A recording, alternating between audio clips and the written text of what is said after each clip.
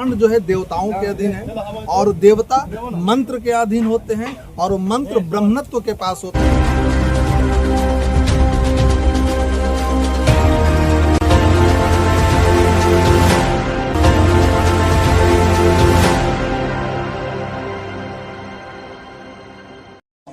नमस्कार, मैं हूं धनंजय वैद्य और आप देख रहे हैं न्यूज ग्लोबल 24 बिहार झारखंड। वैसे तो औरंगाबाद देव पावन भूमि के नाम से जाना जाता है। यूं कहे तो भगवान भास्कर की धरती को भी लोग ये मानते हैं कि देव ये वो पवित्र जगह है जहां भगवान भास्कर की मंदिर है, सूर्यकुंड तालाब है और भी क्या कुछ है। तो यहाँ हमारे देव के उपस्थित लोग हैं।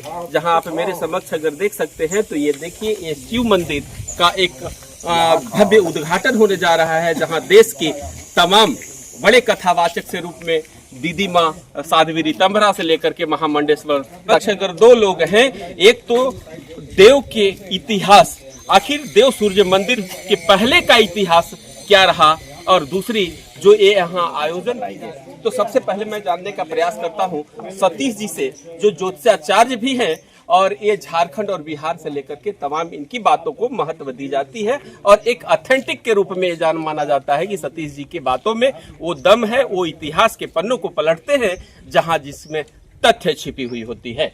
तो सतीश जी, आप मुझे बताएं कि ये देव को लोग सूर्य मंदिर के नाम से जाने जाते, सूर्यकुंड तालाब के नाम से अब तक जाना जाता है, तो आखिर ये सूर्यकुंड तालाब और देव सूर्य मंदिर के पहले का भी कुछ इतिहास रहा होगा? जी हाँ, बिल्कुल इतिहास रहा है।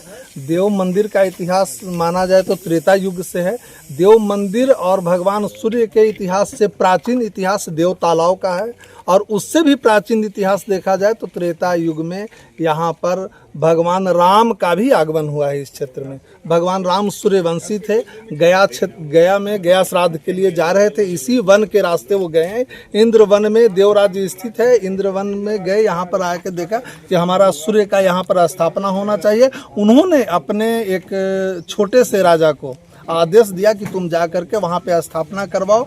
वो इंद्र वन में वो राजा यहाँ आया, कहाँ पर भगवान सूर्य हैं ये खोज के लिए एक रात्रि विश्राम किया, उस तालाब के पास रहा, सोया। उसके बाद अनुभूति हुई, शायद ये कहा जाता है कि भगवान सूर्य का स्वप्न हुआ कि मेरी प्रतिमा इस तालाब के अंदर है, खुदाओ और यहाँ स्थापना करवाओ, जिनका नाम था राजा एला के पुत्र राजा एल थे। आज भी देव में इतिहास लिखा हुआ है कि उनके द्वारा मंदिर का स्थापना करवाया गया।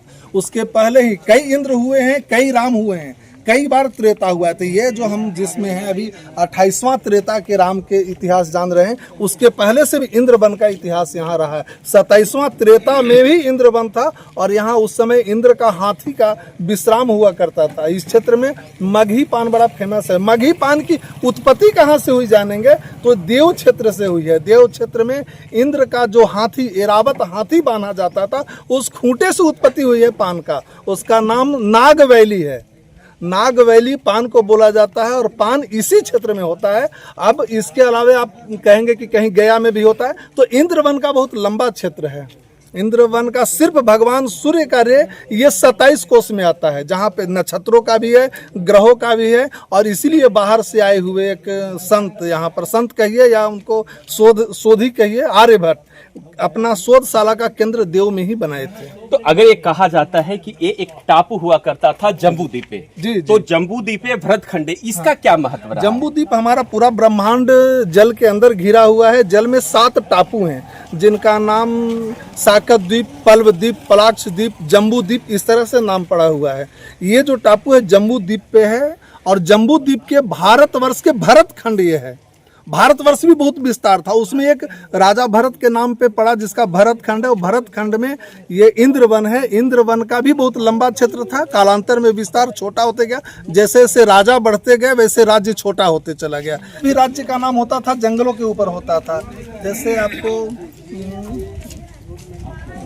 अंग, बंग, कलिंग, सौवीर, सौराष्ट्र, महाराष्ट्र, कोंकण, कंकन, मलय, मालय, उत्कल, द्रविड़, वैसे प्राचीन वैदिक काल में संकल्प इंद्र बने, मित्र बने, मुंडीर बने, ऐसे नाम लिया जाता था। जम्बू द्वीप में 3 ऐसे क्षेत्र हैं जहां न कोई पूरब है, न पश्चिम है, न उत्तर है, न दक्षिण है। यहाँ सूर्य का डायरेक्ट रे आता है और वो इंद्रवन में देव है। मित्र वन में आपका जो मंदिर है कोणार्क सूर्य मंदिर, जहाँ पूजित नहीं है, सूर्य की प्रतिमा नहीं है, विधर्मियों के द्वारा वहाँ गुंबज खंडित कर दिया गया, प्रतिमा समाप्त हो गया, मंदिर आज भी है।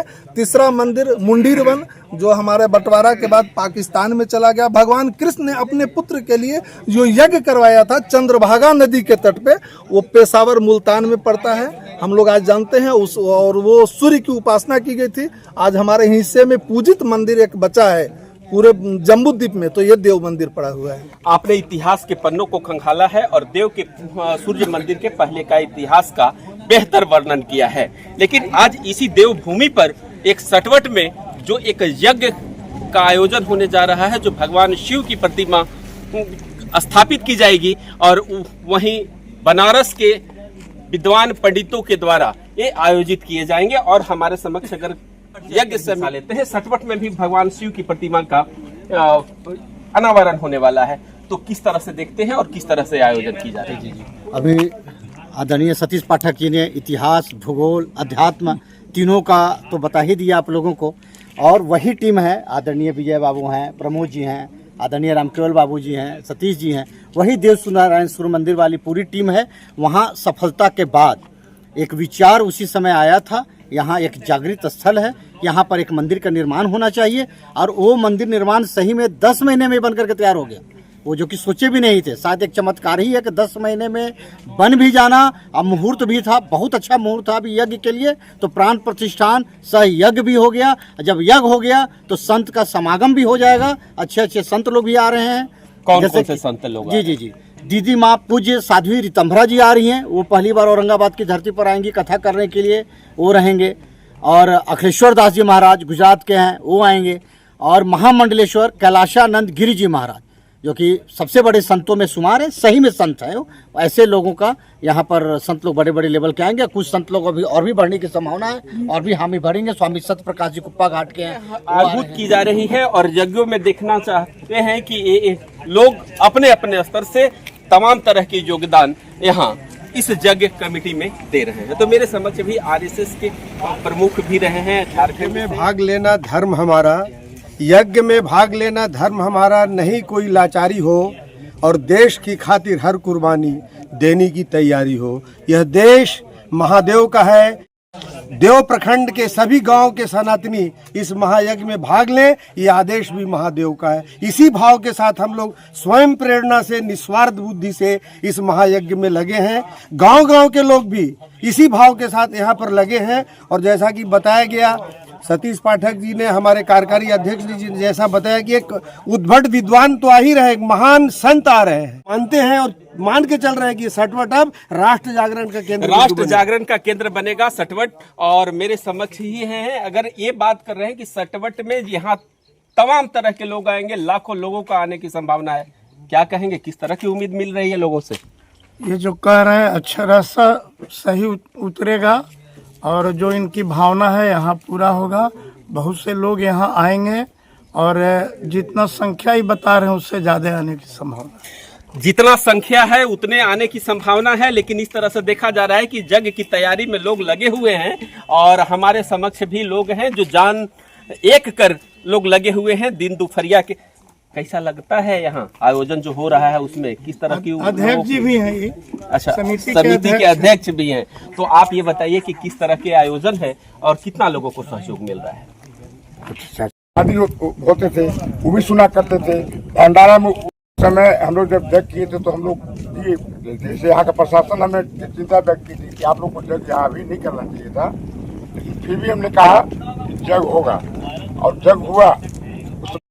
हम लोग नहीं सोचे थे, करीब करीब क्षेत्र के लोग, ये सटवट तो एक बहाना गांव है, लेकिन क्षेत्र के लोग लग चुके हैं। हमको जितना समर्थन मिल रहा है, सहयोग मिल रहा है, तो हमको उम्मीद है कि हम लोग इसकी दिव्यता और भव्यता को एकदम चरम सीमा को छूने का प्रयास करेंगे। प्रयास सबका है, सहयोग सबका है। सुदूर क्षेत्र है, नक्सल प्रभावित ये रहा है, लेकिन यहाँ अगर ये सुनने में आ रहा है कि जिस तरह से आप लोग आयोजन कर रहे हैं, हेलीकॉप्टर से पुष्प वर्षा कर रहे हैं। मैं बता दूं, 97 में हम लोग जग किए थे। ये नक्सली क्षेत्र माना जाता है। उस समय नक्सली पूरा चरम सीमा पर, चरम सीमा पर, यहाँ तक कि इस कैंपस में प्रशासन को भी कहा गया था, यहाँ चाहे कितना भी कोई क्रिमिनल आदमी हो, उसको आप यहाँ गिरफ्तार नहीं करेंगे। प्रशासन इस व्यू से भी काम कर रहा था, हमने देखा है। हम सुदूर देहाती क्षेत्र में जरूर है, हमारे बारे में, इस क्षेत्र के बारे में बाहर के लोग बहुत कल्पना करते हैं, लेकिन उसके बाद भी हम लोग सुखी संपन्न और सब सहृदय से मिलजुल कर हम लोग रहते हैं। यहाँ हम लोग कभी ऐसा नहीं लगा कि हम उग्रवादी क्षेत्र के से हम भयभीत हैं। ऐसा हम उम्मीद करते हैं कि इस जग में भी, अब तो वो वातावरण भी नहीं रहा, अगर हेलीकॉप्टर क्या किसी तरह के संत आ रहे हैं, कोई भी परिस्थिति होगा, हम नहीं समझते कि यहाँ आने वाला कोई आदमी असुरक्षित होगा और न कोई उसको असुविधा होगी। यहाँ आने वाले लोग न असुरक्षित हैं और न ही किसी तरह की कोई असुविधा होगी, ऐसा कहना है यज्ञ कमेटी या आयोजन कमेटी के लोगों का। न्यूज ग्लोबल 24 के लिए धनंजय वैद, सटवट, औरंगाबाद।